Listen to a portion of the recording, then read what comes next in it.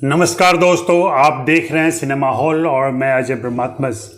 आज मैं राजेश खन्ना की याद दिलाऊंगा आपको। राजेश खन्ना 18 जुलाई 2012 को उनका देहांत हुआ। उस दिन भी बारिश हो रही थी।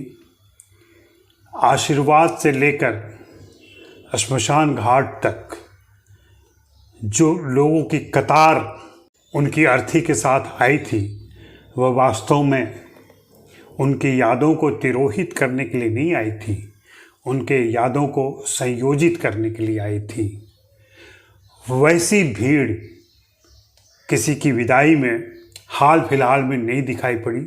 हाँ, दिलीप कुमार की मौत के समय अगर स्थितियां सामान्य रहती या लता मंगेशकर की मौत के समय स्थितियां सामान्य रहती तो शायद उतनी ही बड़ी या उससे बड़ी भीड़ हो सकती थी इस अंतिम यात्रा में।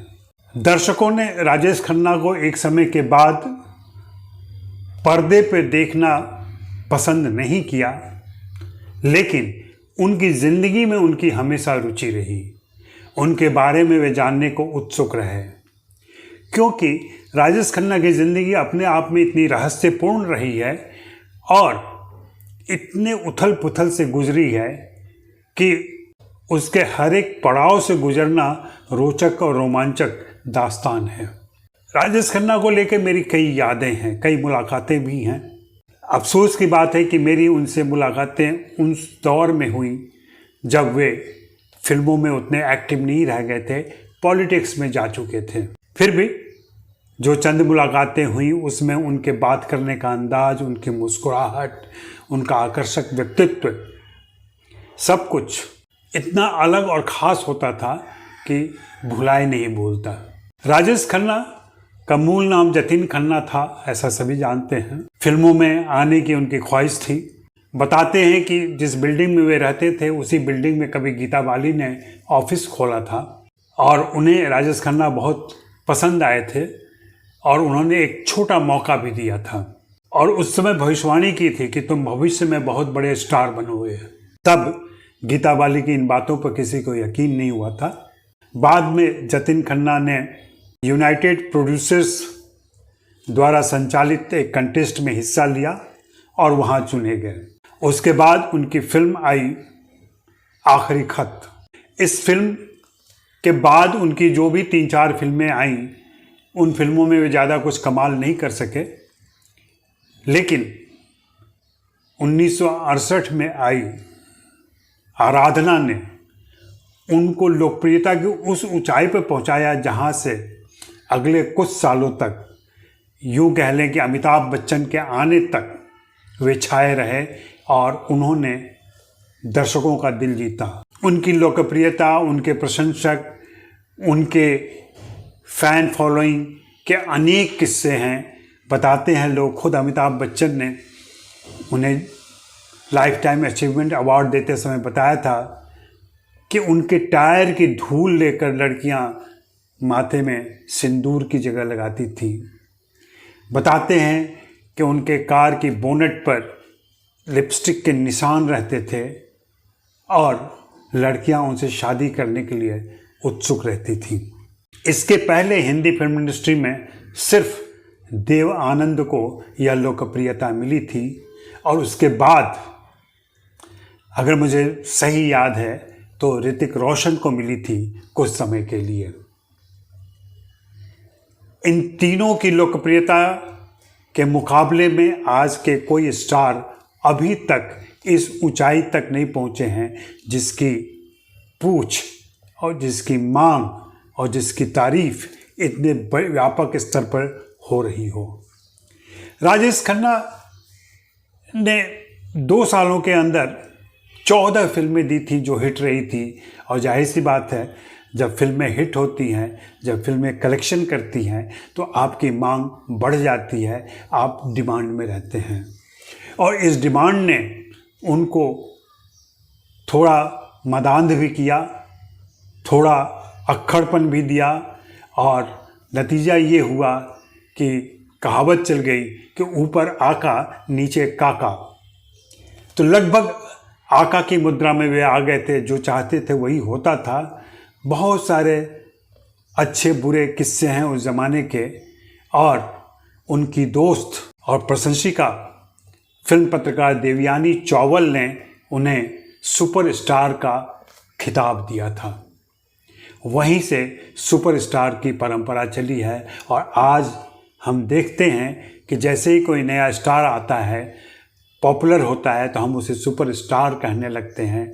ताज़ा उदाहरण कार्तिक आर्यन हैं। राजेश खन्ना की ज़िंदगी की उथल पुथल वास्तव में आनंद और नमक हराम के समय से ही शुरू हो गई थी। इन दोनों फिल्मों से अमिताभ बच्चन ने जिस तरीके से उन्हें किनारे किया पॉपुलैरिटी में और ख़ुद केंद्र में आ गए, राजेश खन्ना दोबारा वह केंद्रीयता नहीं हासिल कर सके और लगातार परिधि पर ही रहे। हाँ, यह मलाल उन्हें ज़रूर रहा कि जिन दर्शकों ने उनके लिए सब कुछ न्यौछावर किया, वही दर्शक एक समय के बाद उन्हें भूल गए। लोकप्रियता खोने की जो पीड़ा होती है, लोकप्रियता खोने का जो दंश होता है, उसे समझना हो तो राजेश खन्ना की ज़िंदगी को पढ़ा जा सकता है, उसका अध्ययन किया जा सकता है। राजेश खन्ना इस बात के साक्षात उदाहरण हैं कि जब चीज़ें आपके हाथ से छूटती है तो कितनी तकलीफ़ होती है, और आप उसे दोबारा हासिल करने की कोशिश में कितनी गलतियां करते चले जाते हैं और अपनी ही छवि को नुकसान पहुंचाते हैं।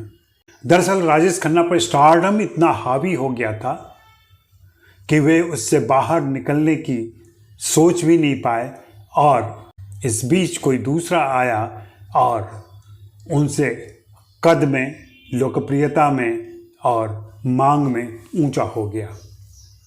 जी हाँ, अमिताभ बच्चन ने यही काम किया। मुझे याद है मकाओ के आईफा फिल्म समारोह में अमिताभ बच्चन ने उन्हें लाइफ टाइम अचीवमेंट अवार्ड दिया था। उस दिन वे गेरुआ रंग के कपड़े पहने हुए थे, लुंगी और कुर्ता, जो उनका प्रिय कपड़ा होता था, और वहाँ वे अमिताभ बच्चन को बाबू मोशाय कहकर संबोधित कर रहे थे। पूरे संभाषण के दौरान कम से कम 10 से 12 बार उन्होंने अमिताभ बच्चन को बाबू मोशाय नाम से संबोधित किया, कभी भी उनका नाम नहीं पुकारा, और हर बाबू मोशाय कहने के साथ एक तकलीफ़, एक तंज, एक पीड़ा, एक क्षोभ, एक शिकायत जाहिर होती रही। वहाँ साफ दिखा, अगर मौका मिले तो कभी YouTube पर सर्च करके आप उस संभाषण को सुने, राजेश खन्ना की बातों को सुने, फिर आपको पता चलेगा कि अस्त हो रहा स्टार कितना त्रस्त हो जाता है। बहुत सारी बातें हैं राजेश खन्ना के बारे में। आज उनकी 10वीं बरसी है। 10वीं बरसी पर मैं उन्हें याद करता हूँ, लेकिन साथ ही दर्शकों को याद दिलाना चाहता हूँ कि अपने स्टार को, अपने सुपरस्टार को इतनी जल्दी न भूलें, उन्हें याद रखें। मैं देख रहा हूँ कि सोशल मीडिया पर आज उनकी कोई विशेष चर्चा नहीं है, उनके परिवार की तरफ से भी नहीं है, उनके प्रशंसकों की तरफ से नहीं है, फिल्म इंडस्ट्री की तरफ से नहीं है। आज के पॉपुलर स्टार भी उन्हें भूल चुके हैं। दर्शक तो खैर भूल ही चुके हैं, इसलिए कि दर्शकों की याददाश्त बहुत छोटी होती है। उन्हें जो सामने दिख रहा होता है, उनके सामने जो नाच रहा होता है, उनके सामने जो अदाएं बिखेर रहा होता है, वे उसी को याद रखते हैं, बाकी सबको भूल जाते हैं। ये ज़मीं खा गई है आसमां कैसे कैसे। स्टार आते हैं, चमकते हैं, धूमिल होते हैं और फिर गायब हो जाते हैं। राजेश खन्ना के साथ भी यही हुआ। अगर राजेश खन्ना की इस तकलीफ, इस पीड़ा को अच्छी तरह से समझना चाहते हैं और उनके बारे में विचार करना चाहते हैं, तो आपको गौतम चिंतामणि की पुस्तक the loneliness of being Rajesh Khanna dark star किताब को आप ज़रूर पढ़ें। वहाँ गौतम ने बहुत अच्छे तरीके से इसको विश्लेषित किया है और बताया है। तो आज इतना ही। शुक्रिया, मेहरबानी, धन्यवाद। आप बताएं कि आपको यह कड़ी कैसी लगी। और जैसा कि मैं हमेशा कहता हूं कि सिनेमा हॉल को सब्सक्राइब कर लें और buy me a coffee link पर जाकर मेरे लिए कॉफ़ी भी खरीदें।